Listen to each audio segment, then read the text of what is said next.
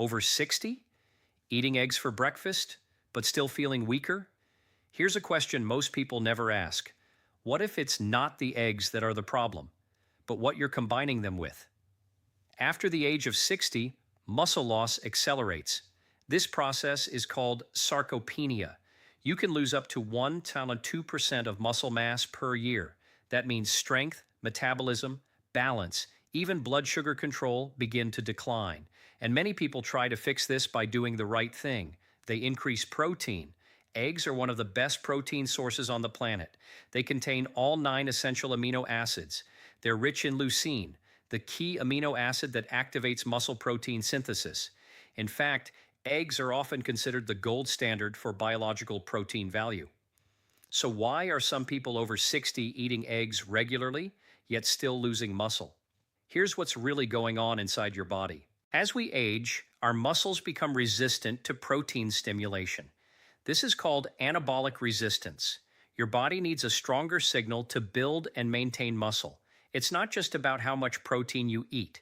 It's about digestion, nutrient absorption, inflammation levels, insulin response, and how certain plant compounds interact with minerals and amino acids. Let me explain this with a simple analogy.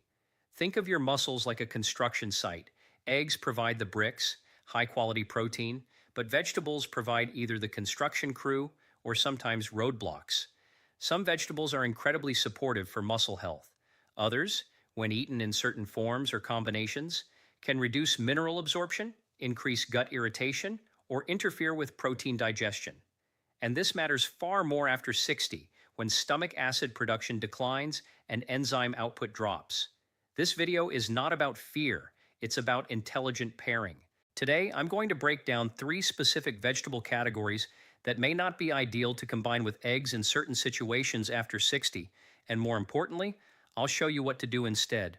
We'll talk about how oxalates can affect mineral absorption and muscle contraction, how goitrogenic vegetables may influence thyroid function and energy, how certain high-fiber raw vegetables can blunt protein utilization in aging digestion, and most importantly, how to optimize egg-based meals for muscle preservation and metabolic strength.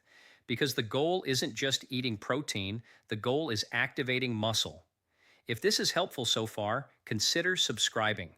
I post content like this every day, practical science-based tools to help you optimize your body naturally. Now let's step back and look at the big picture before we go deeper. Now let's start with the first category. If you're over 60 and making a large spinach omelet every morning thinking you're doing everything right, this is important. Spinach is healthy, no question. It contains magnesium, potassium, folate, vitamin K, and plant nitrates that support vascular health. But here's what's really going on inside your body when you combine large amounts of raw spinach with eggs. Spinach is one of the highest oxalate-containing vegetables in the human diet.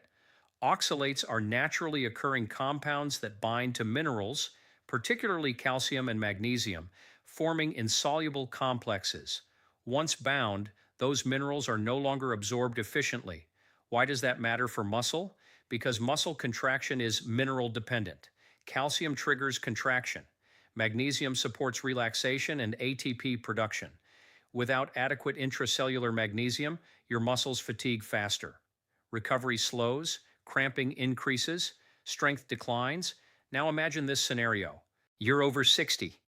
Your stomach acid is already lower than it was at 30. You're eating a large raw spinach omelet daily. The oxalates bind calcium and magnesium in the gut. Absorption decreases. Over months and years, mineral status subtly declines. It doesn't feel dramatic, but muscle performance slowly weakens. What the research shows is that oxalates significantly reduce calcium bioavailability when consumed in high amounts. Spinach, specifically, has been shown to have low calcium absorption despite being calcium-rich on paper. That's because most of its calcium is bound to oxalate. Let me explain this with a simple analogy. Think of minerals like keys.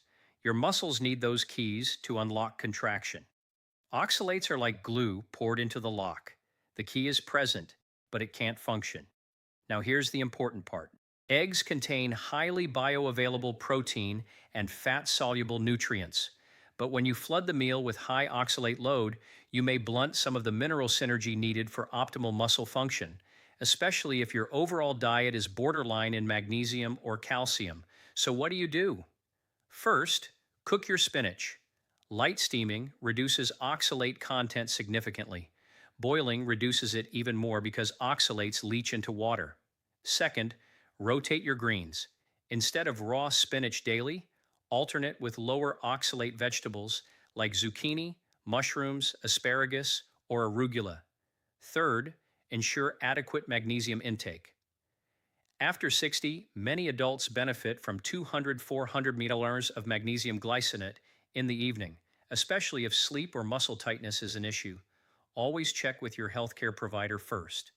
Fourth, consider adding a small calcium source in the same meal if tolerated, like a bit of aged cheese, which can help bind oxalate in the gut before it binds systemic minerals. This is not about eliminating spinach, it's about dose and preparation. In the next section, we'll talk about cruciferous vegetables and how raw kale, broccoli, and cabbage can influence thyroid signaling and muscle energy in certain adults over 60. Now let's move to the second category, cruciferous vegetables like kale, broccoli, cabbage, and Brussels sprouts. These vegetables are powerful. They contain sulforaphane, indole 3-carbinol, and compounds that support detoxification pathways in the liver. They reduce inflammation. They help regulate estrogen metabolism. They are absolutely part of a longevity supportive diet. But here's what's really going on inside your body after 60. Cruciferous vegetables, especially when eaten raw in large amounts, contain compounds called glucosinolates. When these are broken down, they can form substances known as goitrogens. Goitrogens can interfere with iodine uptake in the thyroid gland. Now, this doesn't mean broccoli is dangerous. It means context matters. Your thyroid is the master regulator of metabolic rate. It controls how quickly your cells convert nutrients into energy. It influences mitochondrial output. It determines how efficiently you synthesize protein and maintain muscle mass. If thyroid signaling drops, even mildly, energy production slows. Muscle protein synthesis becomes less responsive. Fatigue increases, recovery declines. Let me explain this with a simple analogy. Think of your thyroid as the thermostat of your metabolism. Eggs provide the building material for muscle, but if the thermostat is turned down, the construction crew works slowly, even if the bricks are delivered on time. After 60, subclinical hypothyroidism becomes more common. Many adults have borderline low thyroid function without obvious symptoms. Combine that with low iodine intake, which is increasingly common due to reduced iodized salt use, and large daily servings of raw cruciferous vegetables could further reduce thyroid efficiency in susceptible individuals. What the research shows is that cooking cruciferous vegetables significantly reduces goitrogenic activity. Heat deactivates the enzyme myrosinase and reduces the impact on iodine metabolism. So what's the solution? First, cook your cruciferous vegetables if you're eating them daily. Light steaming for 3-5 minutes preserves sulforaphane while reducing goitrogen load. Second, ensure adequate iodine intake. This can come from seafood, seaweed in small amounts, or iodized salt if medically appropriate. Third, don't consume large raw kale smoothies every single morning. Rotate. Variety protects physiology. Fourth, support selenium intake. Selenium is critical for converting T4 into active T3 thyroid hormone. Brazil nuts, eggs themselves, and seafood are excellent sources. This is not about removing broccoli from your life. It's about supporting thyroid resilience while preserving muscle building capacity. If this is resonating, stay with me, because the third vegetable category is the one that most directly interferes with protein utilization in aging digestion.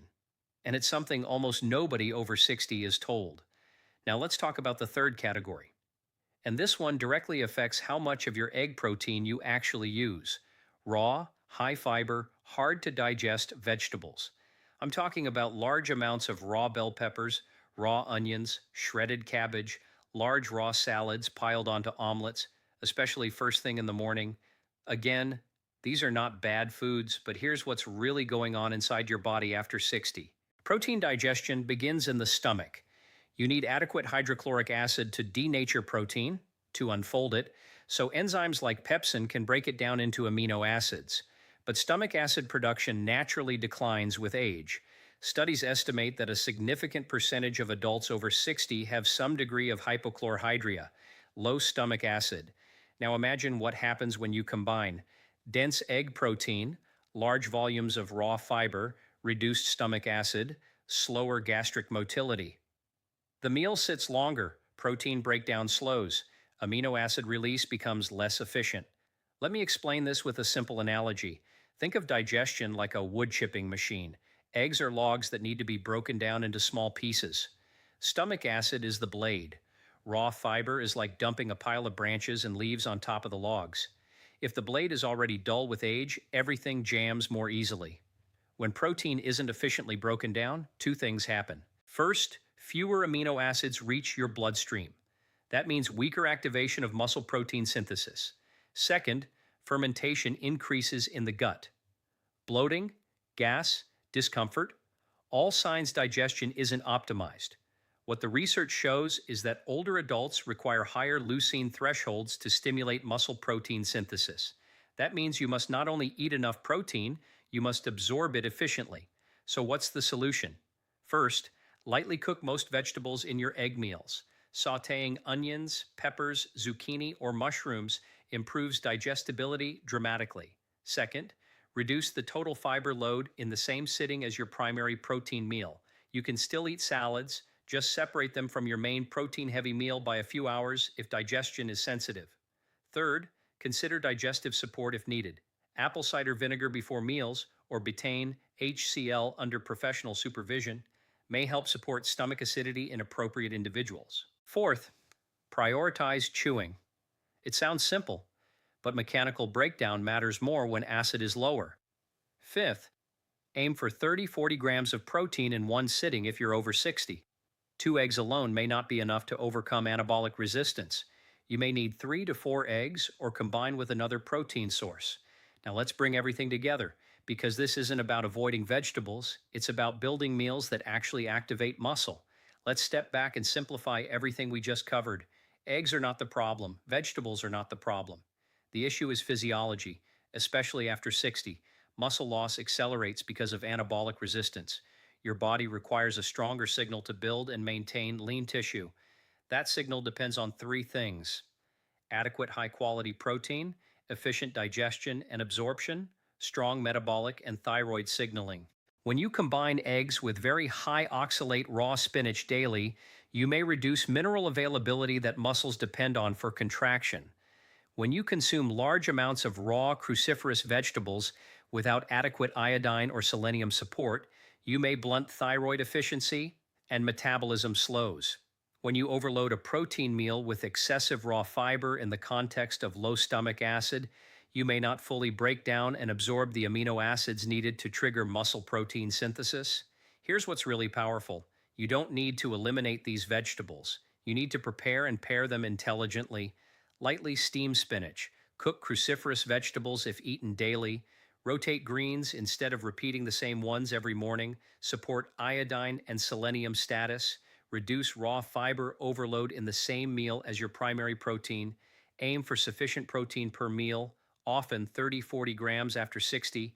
Let me explain the bigger picture. Muscle is not just about strength.